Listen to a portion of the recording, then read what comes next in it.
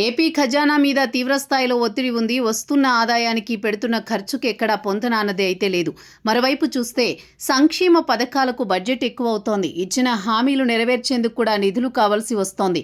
అలా అభివృద్ధిని, సంక్షేమాన్ని బ్యాలెన్స్ చేసుకుంటూ ముందుకు సాగడం అంటే ఎంతటి అనుభవశాలికి అయినా కష్ట సాధ్యమే అంటున్నారు. అందుకే ఆదాయ మార్గాలు అన్వేషించేందుకు ప్రభుత్వం రకరకాల మార్గాలు వెతుకుతోంది.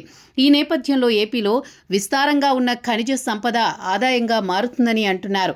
ఆ విషయంలో గట్టిగా ఫోకస్ చేస్తే ఏపీ ఆదాయం పెరగడమే కాదు, అనుకున్న విధంగా సంపద సృష్టి జరిగి భారీ ఊరటనిస్తుంది అంటున్నారు. ఈ నేపథ్యంలో ముఖ్యమంత్రి చంద్రబాబు దీని మీద సీరియస్ గానే ఫోకస్ పెడుతున్నారు. తాజాగా మైనింగ్ విషయంలో ఆయన అధికారులతో కీలక సమీక్షా సమావేశాన్ని నిర్వహించి వారికి విలువైన సూచనలు చేయడం గమనార్హం. ఇదే సందర్భంలో రాష్ట్రంలోని వివిధ ప్రాంతాలలో విలువైన ఖనిజ నిల్వలను గుర్తించేలా మినరల్ మ్యాపింగ్ చేయాలని చంద్రబాబు ఆదేశాలు జారీ చేశారు. క్రిటికల్ మినరల్స్, బల్క్ మినరల్స్తో పాటు విలువైన లోహాలు లభ్యమయ్యే ప్రాంతాల మ్యాపింగ్ జరగాలని ఆయన సూచించారు. ఇక రాష్ట్రంలో వెలికి తీసే ఖనిజాలను విలువ జోడించేలా ప్రాసెసింగ్ ప్రక్రియను నిర్వహించే అంశంపైన దృష్టి సారించాలని చంద్రబాబు అధికారులను అలర్ట్ చేస్తున్నారు.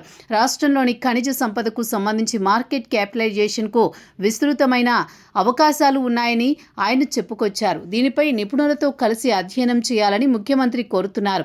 Beach sand, rare earth minerals, ముడి ఇనుము, మ్యాంగనీస్, అల్యూమినియా వంటి వివిధ ఖనిజాలకు విలువ జోడింపు ప్రక్రియ ద్వారా గరిష్టంగా ఆదాయాన్ని ఆర్జించేందుకు ఆస్కారం ఉందని చంద్రబాబు అధికారులకు దిశానిర్దేశం చేయడం విశేషం. అంతేకాదు రాష్ట్రంలో జొన్నగిరి సహా చిత్తూరు జిల్లా చిగురుగుంట వద్ద కూడా బంగారం నిల్వలున్నాయని, మిగతా బ్లాక్స్పై ఆయన అధ్యయనం చేయాలని చంద్రబాబు ఏకంగా గనుల శాఖకు సూచనలు ఇచ్చారు.